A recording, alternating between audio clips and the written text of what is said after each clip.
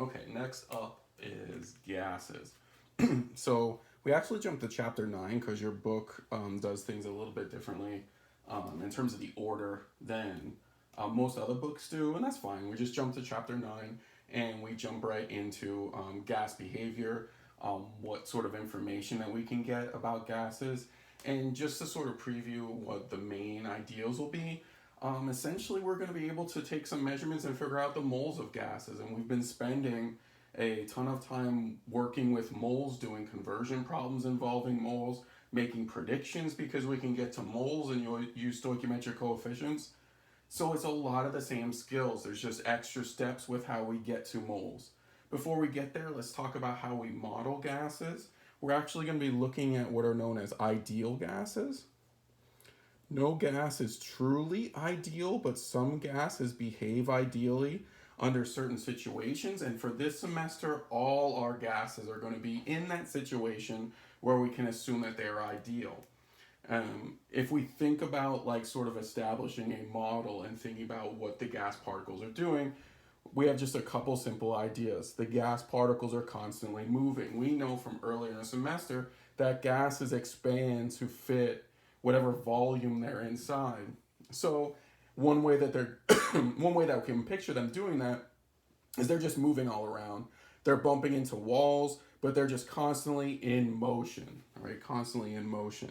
And that becomes important as experimental control because we know that motion is associated with kinetic energy, and kinetic energy is associated with temperature. So we know that the gas particles have a certain temperature, and that describes how fast they're moving. Here's where like the ideal nature of a gas comes into play. We're going to pretend that they're so small, right, that they never collide with each other, okay? In reality, depending on the situation, they probably rarely collide with each other. So if I'm representing these gas particles as little open circles, what we're going to pretend is that they never, ever, ever hit each other. A circle will never hit each another circle, right? That obviously isn't true, but it's one thing that we do in science all the time. We make the picture a little bit easier for us to digest so that we can go ahead and develop mathematics associated with the simple picture. And then we realize that whatever theory we use, it only works in a certain small set of situations, all right? And again, this semester, big picture, focus on what you need to know, all right? The ideal gas nature, pretending that they never hit each other, will always work for us, all right? While they don't hit each other, they do hit surfaces, okay? So this picture over here is a container. This is actually a movable piston. Maybe we can hold it in place. And then this is three walls that are immovable, right, or immobile, okay? The particles can hit the piston, which has a surface area, and these walls have a surface area. And every time they hit, they cause a little bit of force. That force on that area is what we define as pressure. And so when we look at the behavior of the gas particle, if there are more hits or harder hits, right, that's going to increase the pressure. And the opposite is true. If we can somehow think about what's going on inside here, and there are less hits, right, then there will be less pressure. Or if the hits on the surface are not as strong, then there'll be less pressure. So really, the way to think about it is it's kind of like throwing things at a wall, and the more hits you have on that wall, the higher the pressure. This actually helps us develop the ideal gas law because we can think about some ways to describe the gas behavior, and we can start to interrelate the different variables or the different measurables of this system. So for example, we mentioned pressure and temperature. So how do pressure and temperature relate? Well, if we think about the simple picture that we have already established, right? What happens if I increase the temperature? If I increase the temperature, I know that temperature controls kinetic energy. Temperature controls motion. If I increase the temperature inside here, all right, what's going to happen? And pretend I lock this in place. Okay, so this is a movable piston, but I lock it in place. I hold it so that we have a fixed volume inside here. As I make things move faster, what happens to the pressure? Well, these guys move faster, so they hit the surface more often and with more force. So more hits on a surface, And harder hits on a surface means that pressure goes up. So as temperature goes up, pressure goes up. And we can say the same thing about cooling something down. Things are moving slower, right? So they're not hitting the walls as often. And when they do hit the walls, they hit with less force, right? Now, this relationship we call a proportionality. As one goes up, the other goes up, and as one goes down, the other one goes down. So what we'll say is that pressure is proportional to temperature. And that's what we get from our simple ideas of what's going on inside there, right? But let's look at how pressure relates to some other things about that gas or some other properties of that gas. How do pressure and the number of moles relate? Now, in this chapter, right, P is pressure, T is temperature, and small n is used to describe the number of moles. Well, imagine I put more gas particles in here.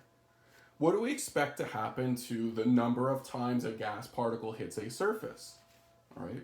So again, we're going to lock this in place. We're going to keep temperature constant.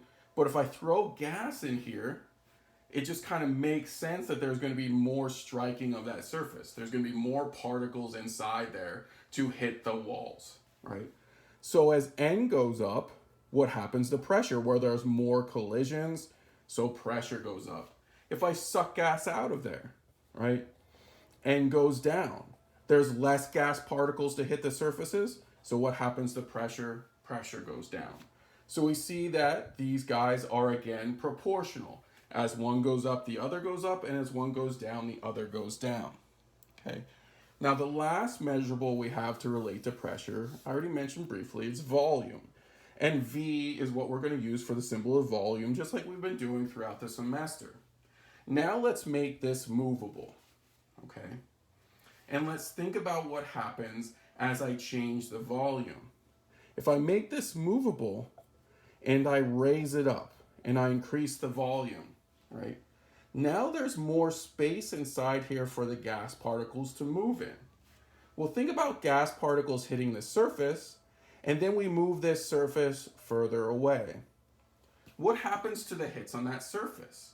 Well, the hits on that surface go down because it takes more time for the particles to come and actually find that surface.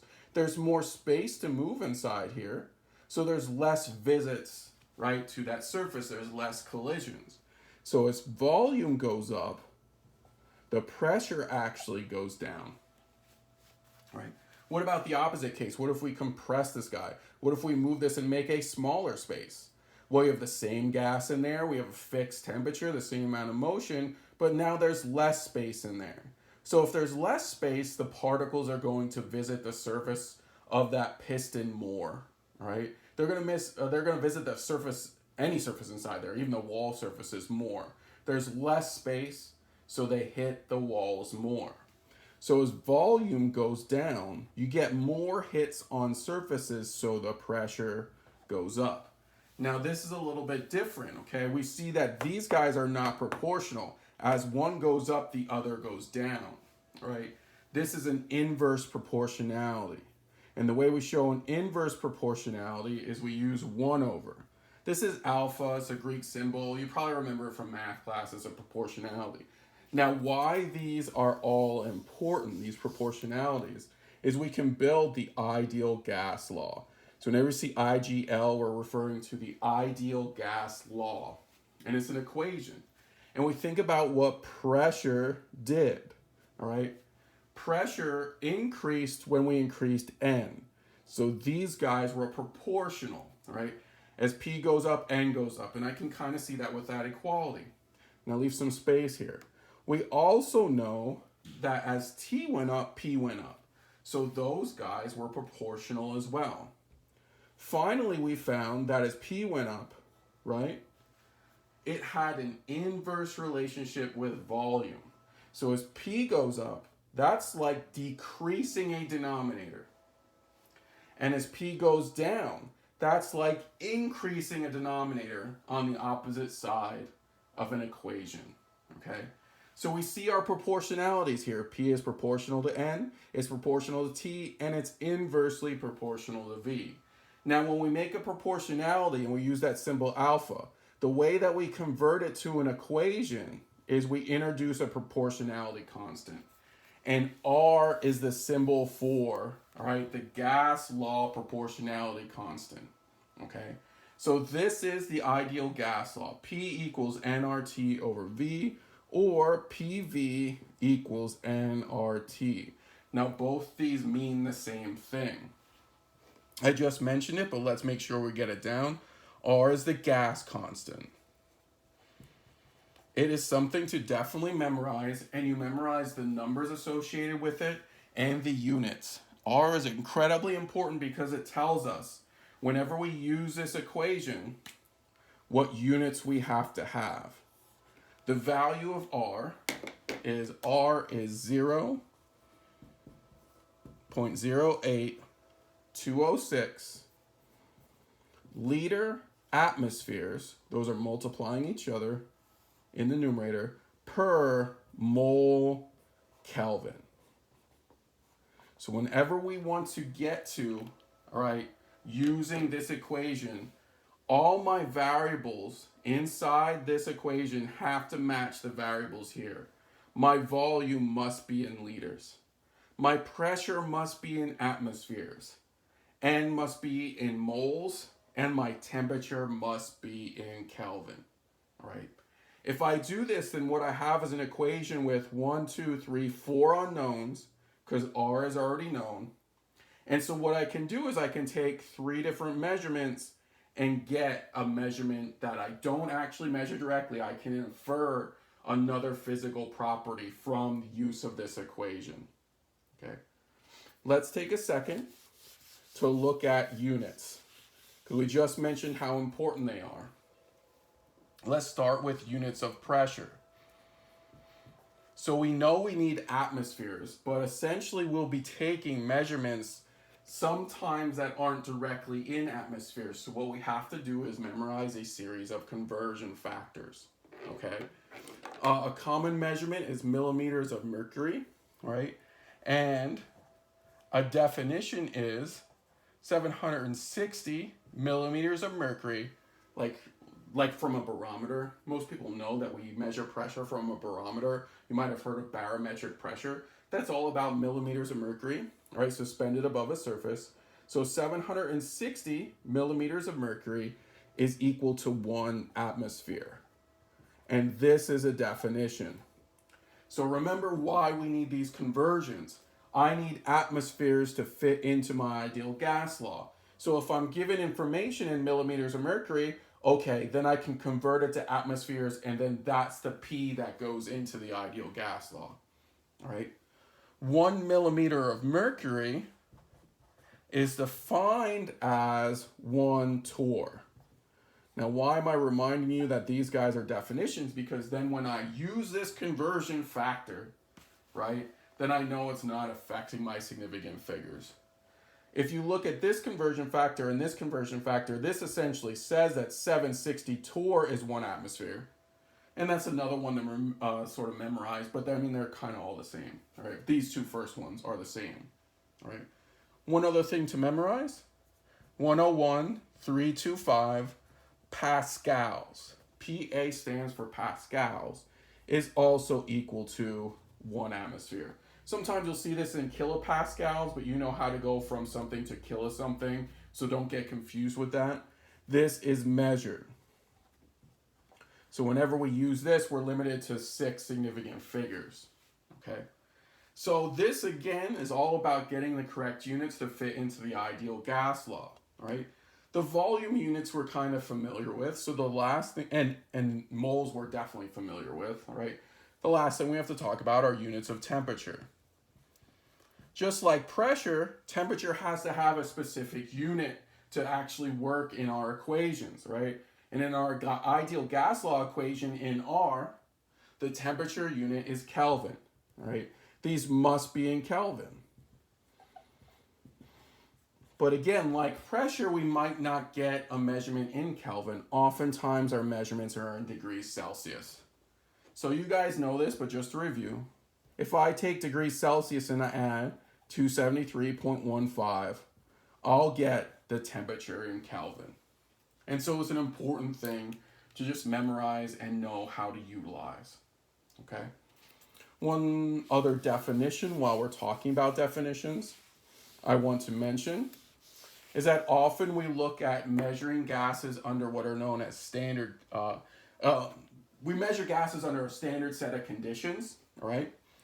We're going to measure gases specifically under what's known as STP, okay? And this is standard temperature and pressure.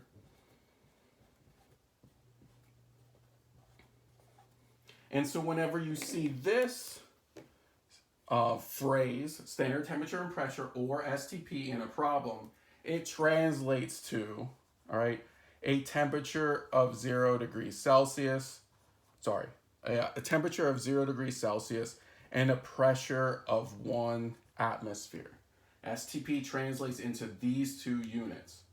Now, why standard temperature and pressure exists is if we want to look at different behaviors of gases based off of their individual properties, we like to say, okay, well, let's have the experimental conditions be the same, and let's look at how the gas properties might change, all right?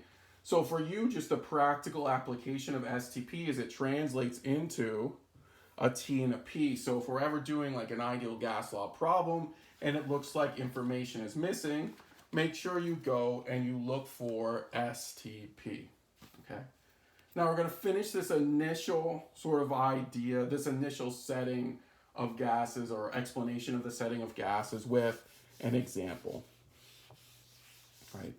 And this is actually in your chapter 9 slideshow, right? And it's slide number 1. So in your chapter 9 PowerPoint, if you look at slide number 1, we're given information about oxygen. And we're asked to analyze an oxygen sample, okay?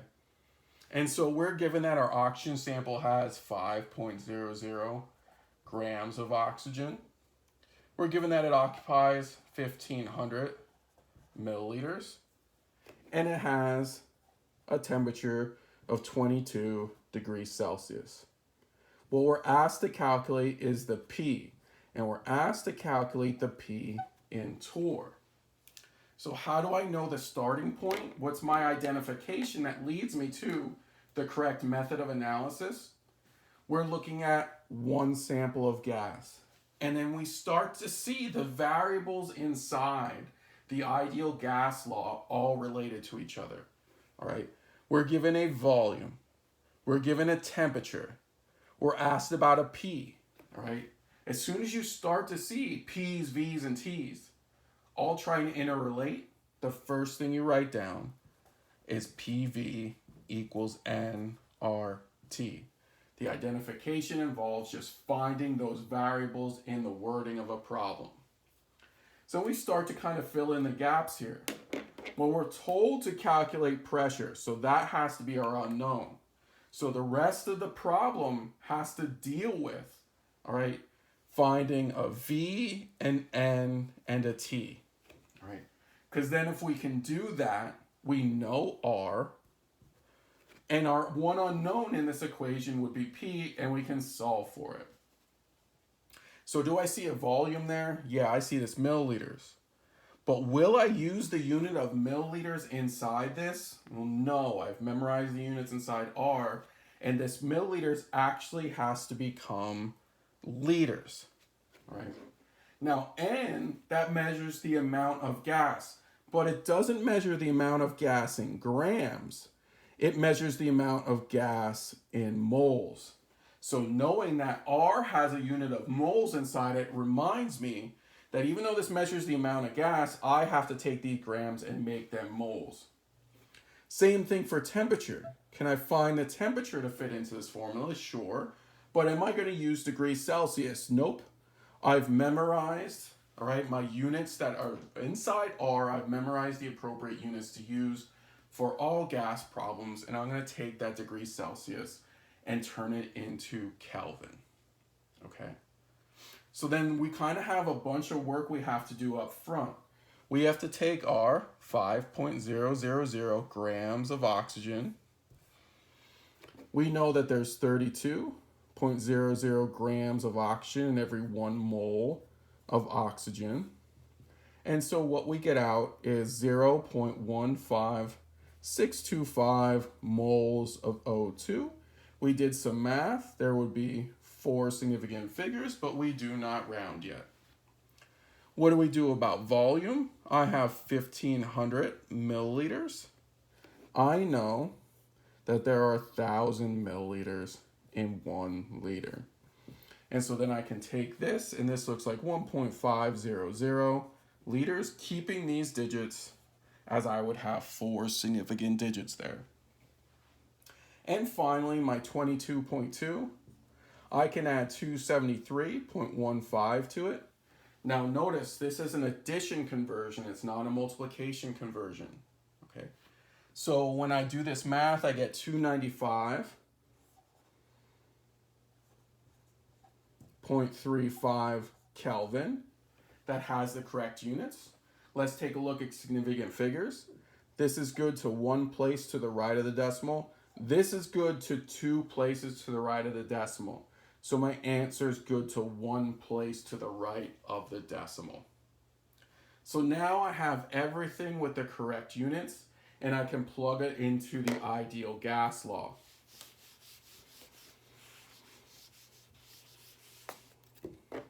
So P, I'm going to solve for P, looks like nRT over V. So it looks like 0.15625 moles times, I'm going to run out of room here, sorry about that, 0.08206 liter atmospheres per mole Kelvin. All right, you're going to have room for the temperature up here, so please write your temperature to the side here. The temperature is 295.35 Kelvin. And remember, that's there. And then we have to divide by the volume, which is 1.500 liters. Now look what happens to the units here, okay? There's a mole here and a per mole here, so these cancel. There's a liters in the numerator and a liters in the denominator here, so those cancel. There's a Kelvin here and a per Kelvin here, so those cancel. I plug all this into my calculator, and what I get is 2.524629 atmospheres. There would be 4 significant digits. Now, how do I know that's the unit of my answer? Using the ideal gas law, because every time you use the ideal gas law, you'll have units of ATM, you'll have units of atmosphere. But the final answer is supposed to be in torr. So after I get done, I have to do one last conversion. And 1 atmosphere is defined as 760 torr, because 1 atmosphere is defined as 760 millimeters of mercury, and 1 millimeter of mercury is 1 torr. So I plug this in my calculator. Looks like I'm going to have 4 significant figures, and my final pressure in the units that are desired, right, is 1919 torr. So any use of the ideal gas law involves the same sort of steps. You identify what you're solving for, and you make sure everything has the correct units. If the units aren't correct, then your answer is not going to be correct. If you're asked to solve something in particular units that aren't involved in the ideal gas law, you still use the ideal gas law with the correct units, and then you convert at the end, just like this example, okay? One last thing, right? I mentioned at the beginning, so I'd like to reiterate it now just to remind you of the importance of all this. The ideal gas law has N inside it. So often, especially when we're analyzing chemical reactions, that N is what we're going to be looking to solve for, because then we can use our mole-to-mole bridges, we can use the skills we've developed all semester. Anything we can do with moles from before, we'll be able to do with gases, because they involve moles as well, right? And we'll deal with that more in the next video, but this is just a sort of straightforward introduction on the ideal gas law and its uses. We're going to get into more complicated scenarios next time.